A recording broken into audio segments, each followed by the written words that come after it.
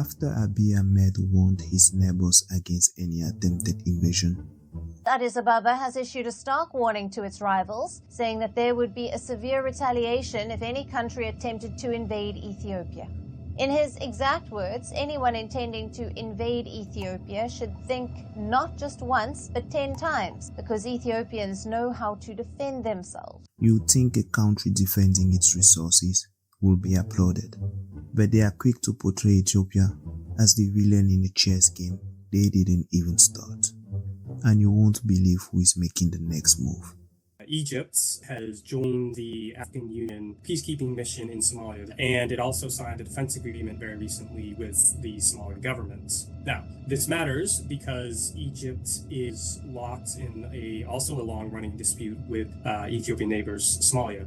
Tensions have been high between Egypt and Ethiopia for years now, and then this move with Egypt, who already apparently has troops in Somalia, they've moved very quickly. Ethiopia's reacted very poorly to this. They've publicly said that this destabilizes the region, and they clearly view it as a provocation, perhaps a threat to them because of the GERD issue. So, Egypt's sudden peacekeeping mission in Somalia stinks of ulterior motives, because nothing says regional stability like packing your military next door to a country you are in dispute with. But hey, maybe I'm missing something. After all, Egypt's only been micromanaging the Nile for what, 5 millennia?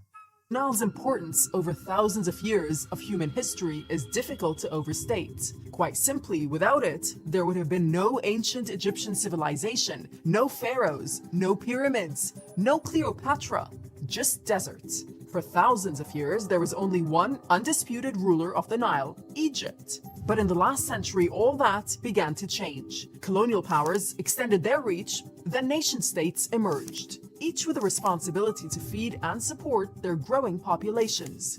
Egypt, Ethiopia, and Sudan know they have to share the water. Deals have been drawn up since the 1920s, but the details have always caused friction, and never more so than since 2011, when construction began on the Grand Ethiopian Renaissance Dam. And yeah, we thought ancient Egypt was history, but their modern pharaoh's response to Ethiopia's grand ambition shows their divine right to the Nile is nothing but over.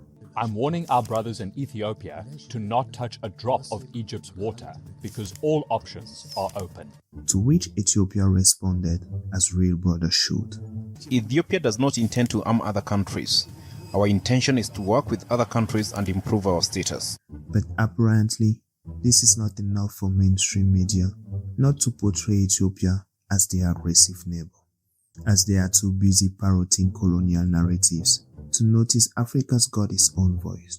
The general state of dysfunction in the Horn that allows not just Egypt, but virtually everybody to actually try to stake a claim and intervene and have a free reign in parts of the Horn of Africa, in part because of the challenges we're facing in terms of security, in terms of economics, in terms of just being able to actually have a cohesive governance structure. Second, it has to do with the Great Renaissance Dam. The Nile is really critical to Egypt's survival. That goes without question. There is no Egypt without the Nile, but there is Nile without Egypt. So, Egypt's not wrong about involving themselves in the Horn of Africa's dysfunction or needing the Nile for survival. But apparently, someone forgot to tell them that other countries might need it too, and it's time to bury those outdated treaties that conveniently ignored countries like Ethiopia. But there is a sense, especially countries that have a stake in the Nile, that the 1929 and 1959 treaties really did not factor in the interests of the countries, such as Ethiopia, as well as the rest that have a stake in it. And Ethiopia sought to try and correct that, in part because a lot of water of the Nile comes also from Ethiopia. And Ethiopia is a country with 120 million people, but only 45% electrified, compared to Egypt, which is almost 100% now. And someone has to give it to Addis for literally raising money and sourcing locally to build the dam, $5 billion. Which is true, as many in the comment section quickly reminded Egypt of Ethiopia's right to the Nile too, and pointed out that Ethiopia is the biggest source of the Nile. And they didn't stop there.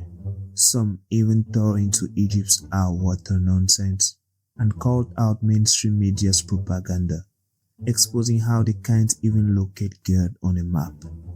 So, While the average African sees right through the propaganda, our leaders seem to be playing God of War against each other. You would think, after centuries of colonialism and conflict, we would have learned to play as a team. So what you will think about is Africans will sit down and look at, after we've gone through terrible colonial war and continue upheaval in the continent, you will think that Africans will sit down together and strategize on how to defend this big island, how to utilize the natural resources that we have in order for us to develop as a continent, okay? Look at the founding fathers that my friend here talked about. All these people, their vision was to unite Africa. And therefore, at this point, Egypt has the largest army, the fourth, by the way, in the world. What is that army doing? We ought to be able to have a common command in Africa, such that Egyptian military and Egyptian resources can be utilized anywhere in Africa. But instead of getting into a war and destroy the Renaissance dam, which is going to supply water and energy to all the area, including Egypt and all other countries together, instead of destroying that, we need to utilize and hence more, develop more, so that we can provide livelihood in Africa. And as we keep dreaming of a united Africa, some countries like Egypt are busy threatening war over resources, while others like Ethiopia are actually trying to bring light to the continent. But unfortunately for some of our leaders, most Africans see through the colonial era treaties which help them keep us underdeveloped. So, if you appreciate my concise and commentary of Africa's latest political Game of Thrones and want to stay ahead of the next one, hit that subscribe button. It's free.